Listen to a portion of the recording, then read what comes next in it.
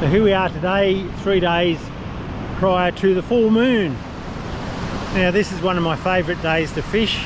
I've caught some really good quality fish on this day. This third day before the full moon. Out here, just a gentle swell of about almost a metre. Tide's sort of halfway in. There's a heap of whiting just in the right in the waves. You can see them right in close here as the wave breaks. Well, they could be mullet. Anyway, I'm going to get a small worm in there and hopefully see what they are. And later on as the tide gets up and as it's getting dark, I'm going to start fishing for a Jewfish, a Mulloway. Hopefully I can find a decent gutter. This is not bad here, and it'll increase in depth as the tide comes in. The moon will be rising shortly, so I'm looking forward to that. Just a light onshore breeze. Pretty much beautiful conditions this afternoon. I'm really looking forward to it. Okay, let's get a line in the water and see if I can get one of these mullet or whiting, or not sure what they are, but we'll soon find out, I hope.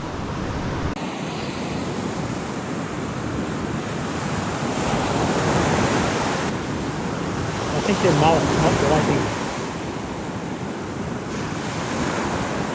Sitting on the surface. Very small number 8 long shanked hook with a beachworm. The reason I'm using such a small hook is I want to try and establish what they are out there. I think they might be mullet, and mullet tend to have a very small mouth, especially small ones.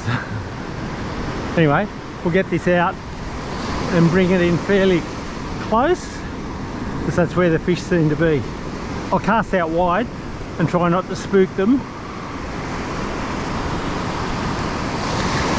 Well, not very wide, 20 or 30 metres out, and just bring it in. Hopefully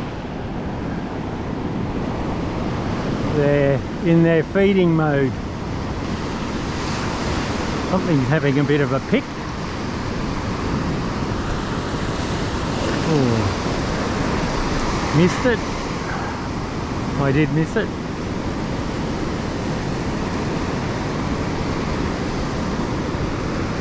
Yes, didn't take too long to hook up.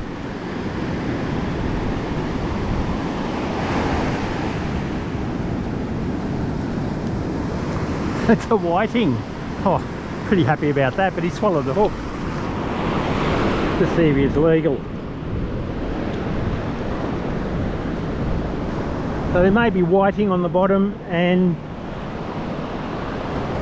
mullet on the surface. We can measure him. 20. Would you believe he's just legal? 27. I might throw him back. Now going from a number 8 hook to a number 4 long shanked hook. Again, I'll cast out a little bit wider and drag it in through the fish, if they're still there. I'm sure they're there somewhere.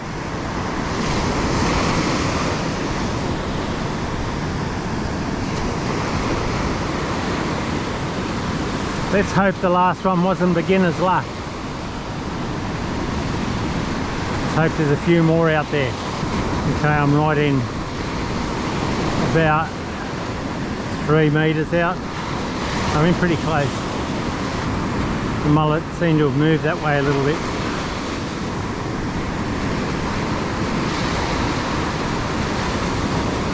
Which maybe I should do.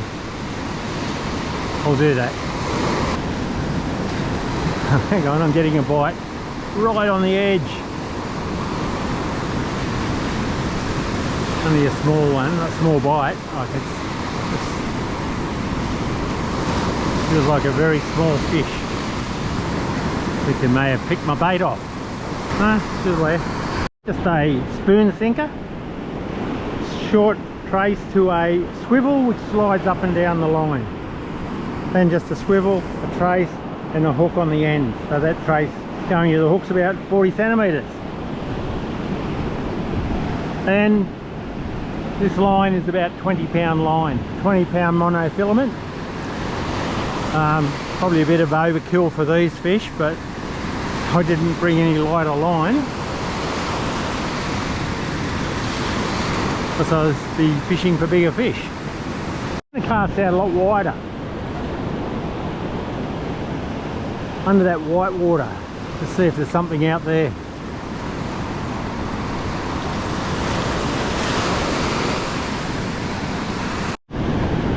Oh, here we go, I think. Oh, did I? Maybe not hooked. I reckon I'm baited though.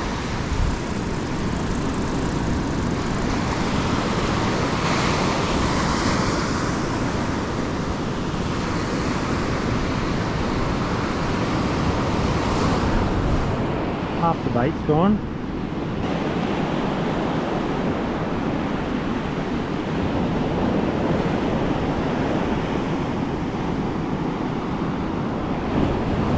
The mullet are back.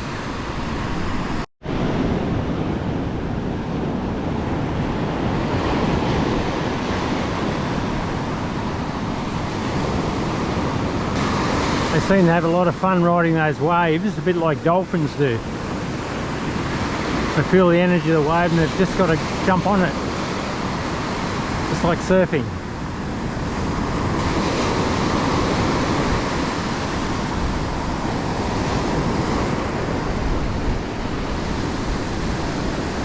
So I had a bite right on the edge, just where the waves breaking onto the sand. So that's pretty damn close in.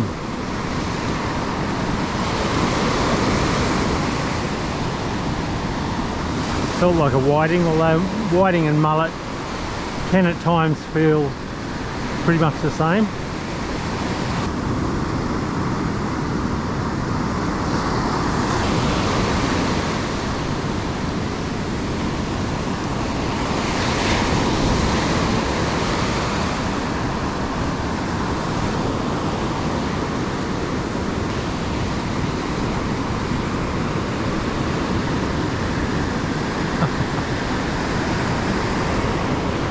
The dreaded toad. Dreaded toadfish, eh?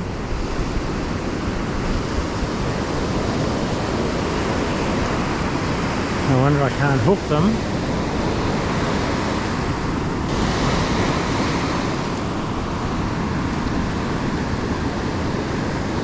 I'm going to use a whole pilchard, see if there's any salmon or tailor out there.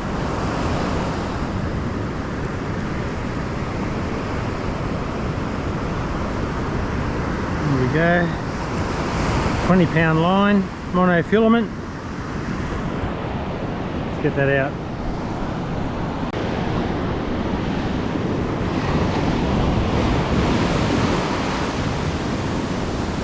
That's into reasonably deep water.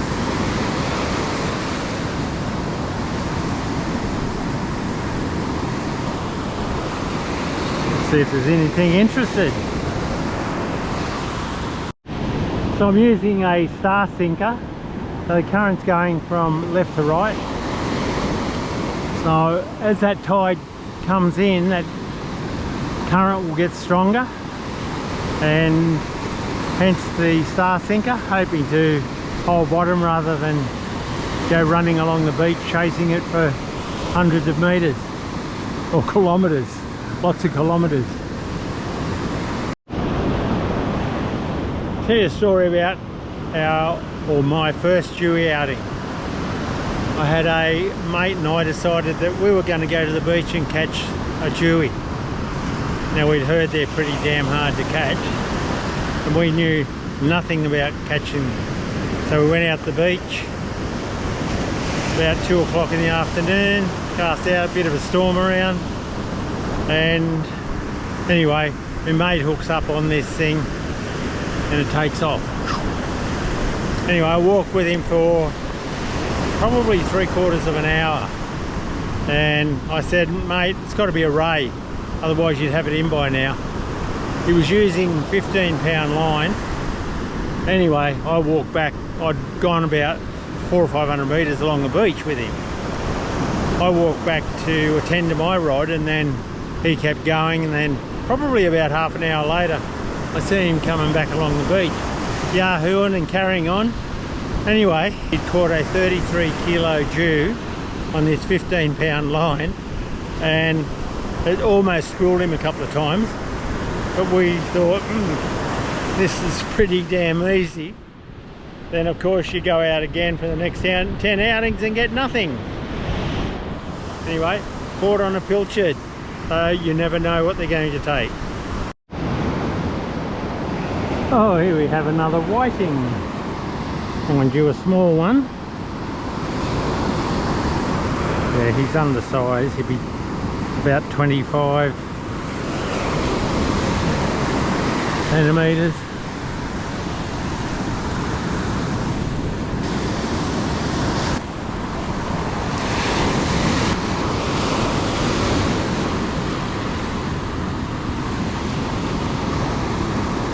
So I've got a worm on this rod. Worm on this rod and a whole pilchard on 3 gang hooks, 3/4 gang hooks on the other rod,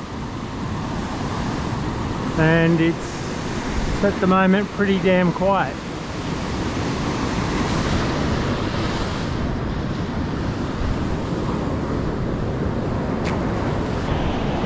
Oh, just getting a bite on here.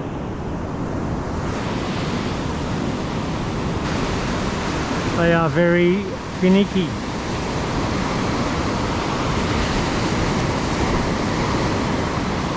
Like the bait's there, it's tempting them, but they are not committing. Oh, I might just check that bait. Oh, it might be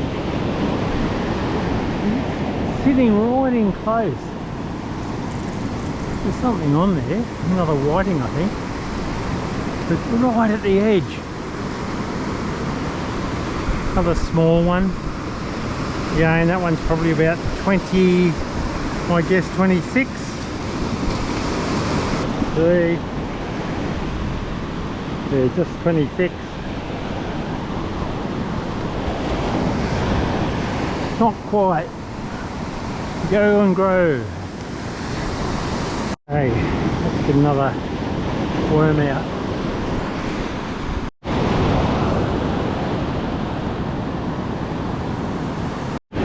A redweed in the water, same on the hooks. Bait's gone. We'll get another pilchard out at this stage. Don't discard pilchards as a bait for Jews, because if there's no other fish around, you'll often catch a good Jew who's out searching for food on a nice fresh pilchard, or a nice freshly thawed out pilchard. Right, that tide's getting up a bit, moon's just risen, I can't see it, but it's in behind those clouds over there. Sun's starting to get a bit lower, and some deep water in fairly close here. Right about there. So I'm hoping any Jews will come in through this deeper channel and be looking to come in around the edge here, along the edge.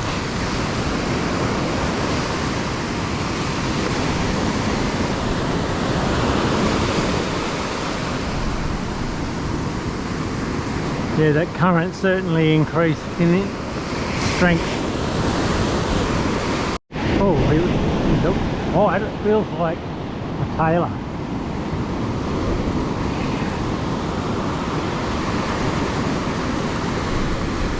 Well, screaming off, so it's not a Jew.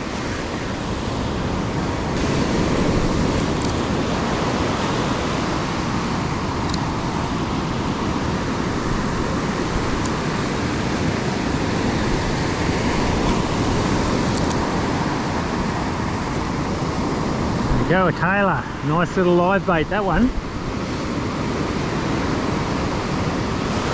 Might just put him in the bucket for the moment. Keep him alive for a little bit longer.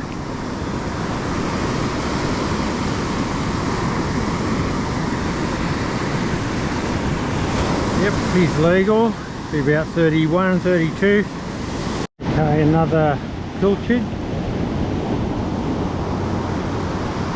Not having to cast these out too far anyway.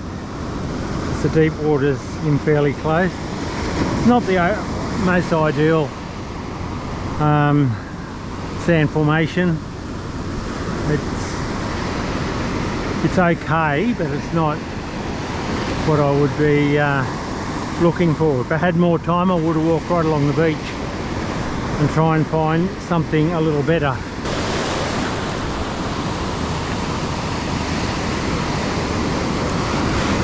Alright, let's see if there's anything else out there. The current certainly picked up. It's dragging that big star sinker along, albeit slowly. It's still managing to take it along. If there was no star sinker on there, it'd be way down here already. Right, back to my worm bait.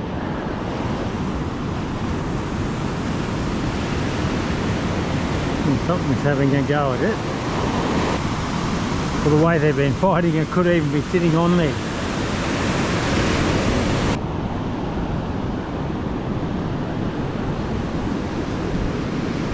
What is it, a dart?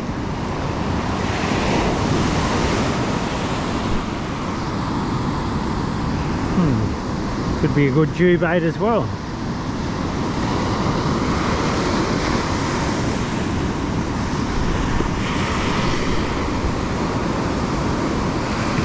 Go a dart.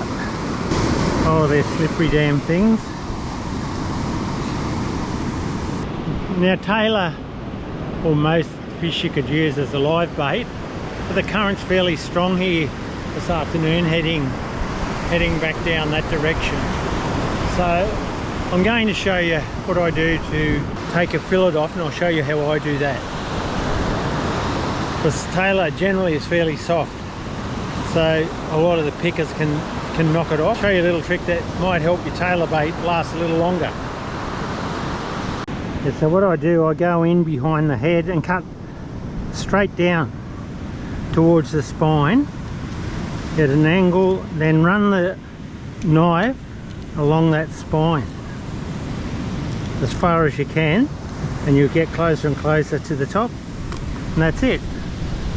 So your hook goes through. Have two hooks, one through there, or you can even use ganged hooks on that. 1, 2, 3.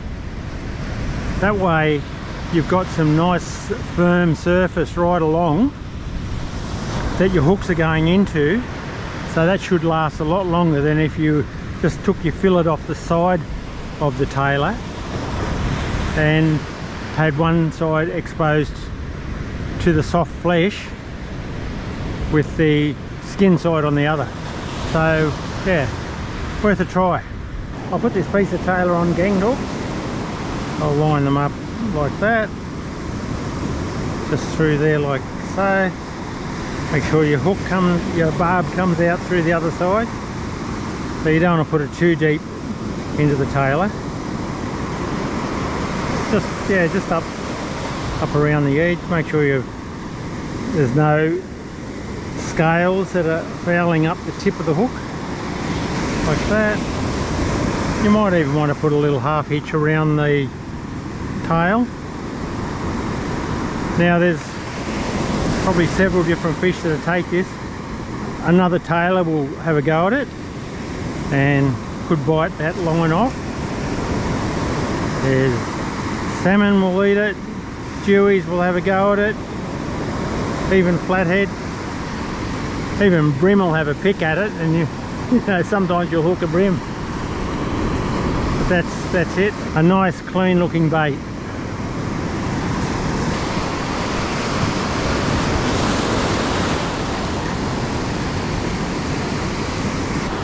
Now 30-pound line's plenty for a Jewfish.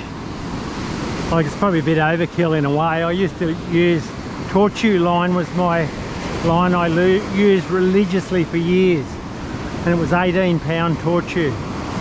strong, pliable, and it worked really well. Even a 15-20 kilo Jew you'll get in on line like that, provided you got enough line on your reel.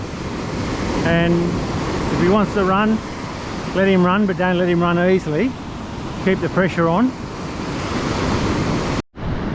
I often use worms to catch Jew. I've caught probably well over 100 Jewfish on beachworms. I'll just show you the rig I usually use for catching them. I use a 2-hook rig, and that way I can have a good length of beachworm on the hooks as bait.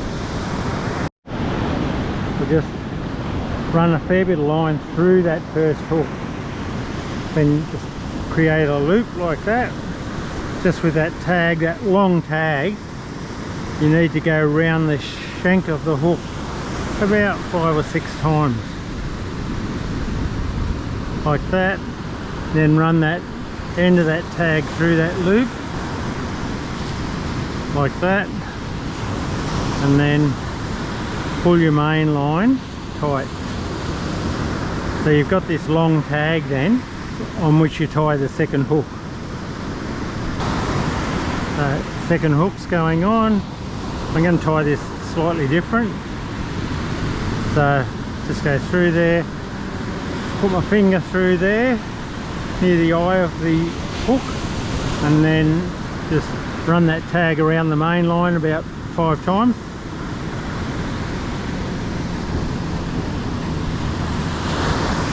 Run the end of the tag through that loop, and then back through the loop you've just created. Pull it tight and pull your main line like that. So you have 2 hooks like that. They're probably a little bit too far apart, but you get the idea. And then have about 30 to 40 centimetres of main line, and onto which you tie a swivel. The swivel on, same as you tied that last hook on, through the eye of the swivel, around the main line 5 or 6 times, through the loop, and then back through the loop you just created. Pull it tight, then pull your main line to tighten it up. Take off that tag, make sure all your tags are shortened like that. There you have it. So I'll run my hook through there, and the rest of the worm I'll put on the rest of the hook. I'll put on the other hook. You can always add a bit of worm to it.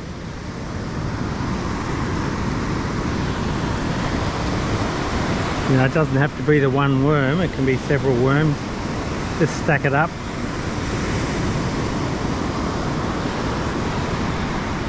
Like that. You know, maybe put a bit more worm on this top hook as well. So you got plenty there to tempt any big fish like that. Now I'll change to a star sinker as well, just to hold it out there rather than, like I say, that current's moving fairly well, rather than chase it right along the beach. The fish can come to the bait.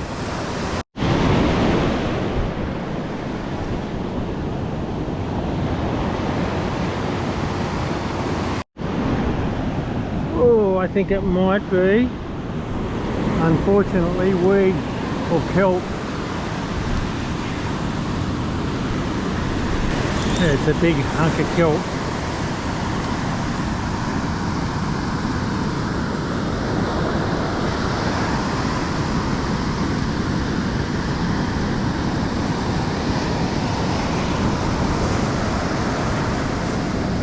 And somewhere in there is my bait. At least my bait's not getting picked off. was getting picked off, it'd be quite annoying. So if a big fish comes along, it should be intact.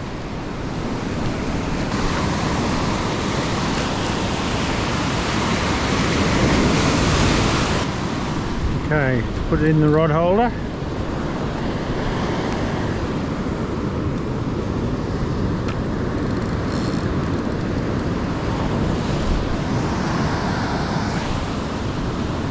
So you want to set your drag not too loose but not too tight either. So if a big fish takes it, you want it to at least struggle to pull it off. If it pulls it off too quick, the spool can spin and line can go everywhere and you end up with a tangle.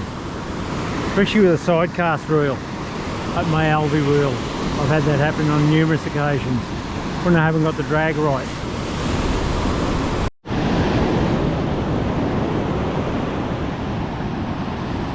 Oh, this is the fish, or a ray. It's not weed. This is on the worm.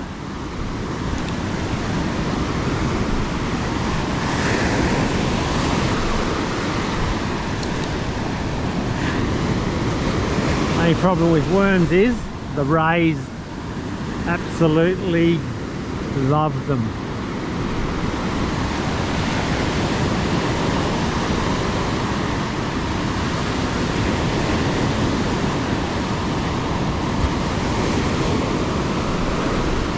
Oh, it may not be a ray, it's a bit of a bump there. I think it might be a little Jew.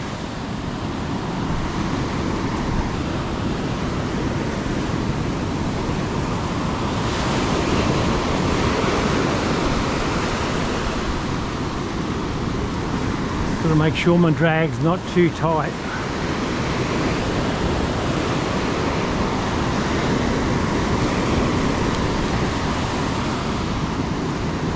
It's going back to the left now. It initially went to the right.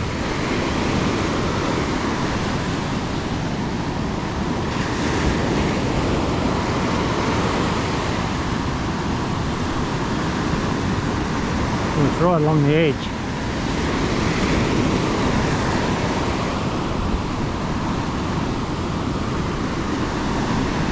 Just right in here. Right along the edge here. I think it might be a Jew. Just getting him to fight it really carefully.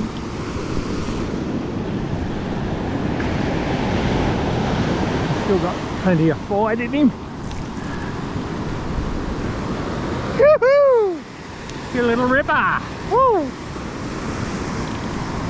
Is he legal? I think he might be. So there. That's the 2-hook rig. Not big, but hey, if he's legal, I'm happy. So he's taken the bottom hook. They love those worms. All I need to do now is just measure him.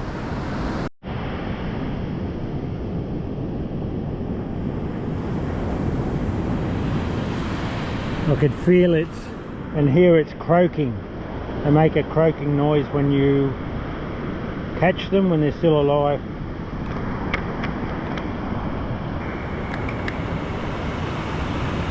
Okay, that's what I came for.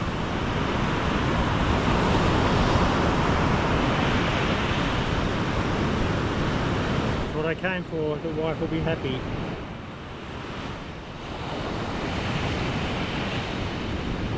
A nice Mulloway.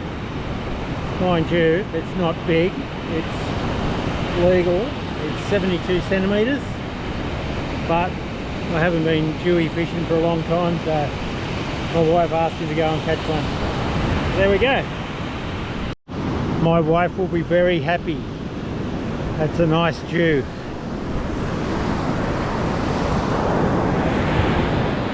There we go, 70. Lined up, 72 centimetres. Your little ripper. Okay, see if there's another one out there. first cast with the double hook worm rig, caught a Jew.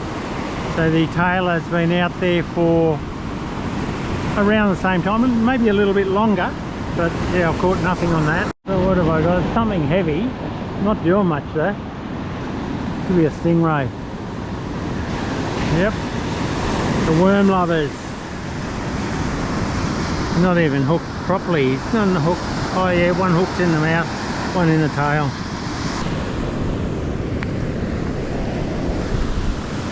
Something's having a pick at the Tailor.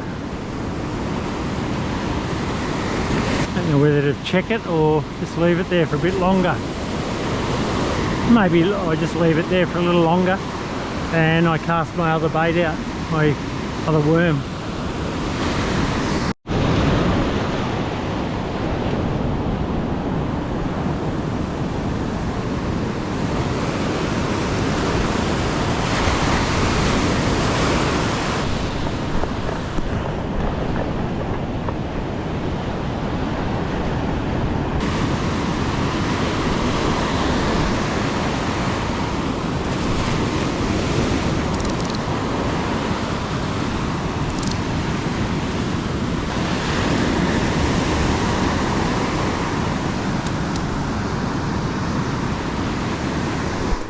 There we go, we've had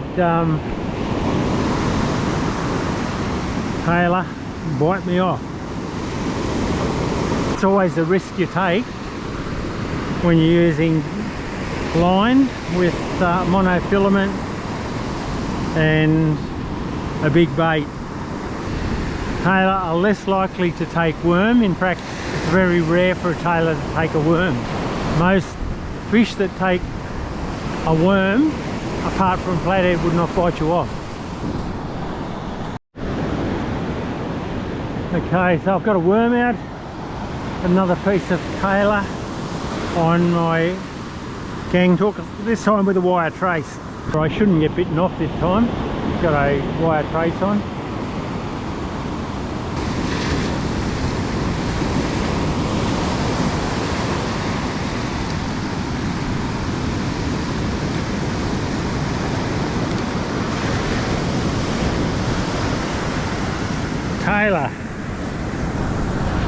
Tailor eating Tailor. He fought well.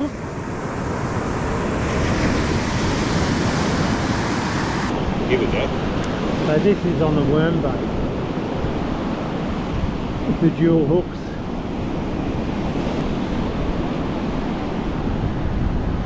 Come on. Where's the wave? Where's the wave?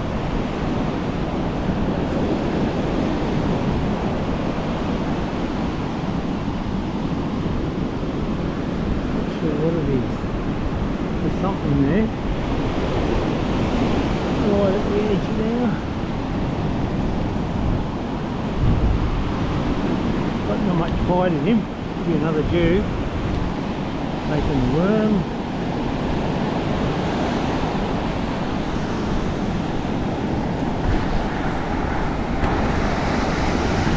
There we go. See why it's a heavy weight. Look where the hook is. I've hooked up with my other line as well.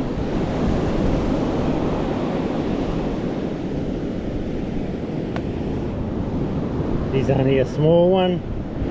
The what, 55 centimetres. We might just put him on the tape measure.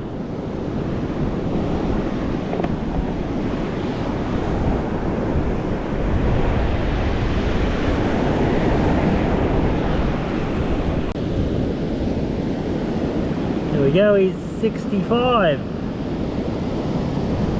65, you can go back, mister.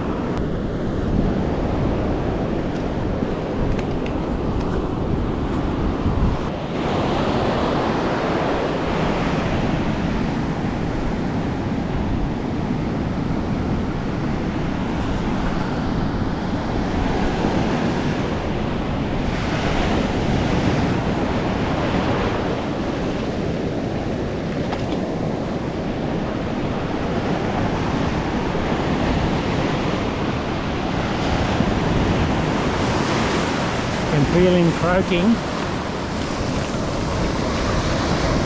Yeah, off you go. Oh. Plenty of oxygenated water there to get him going again. I'm packed up, ready to go. So it's been a good return to the Jewie fishing. Caught 2 Jews, a couple of tailor, a whiting, a dart, stingray. But I just wanted to show that worms are a pretty good bait for Jews. Like, they wouldn't take pilchard, they wouldn't take tailor, but I caught both the Jews on beachworms on my double hook rig. Just be aware that if you want to see future videos, you do need to subscribe. So hit that subscribe button, like and share as well, let your mates know, and we'll catch you next time. Bye for now. Thanks for watching.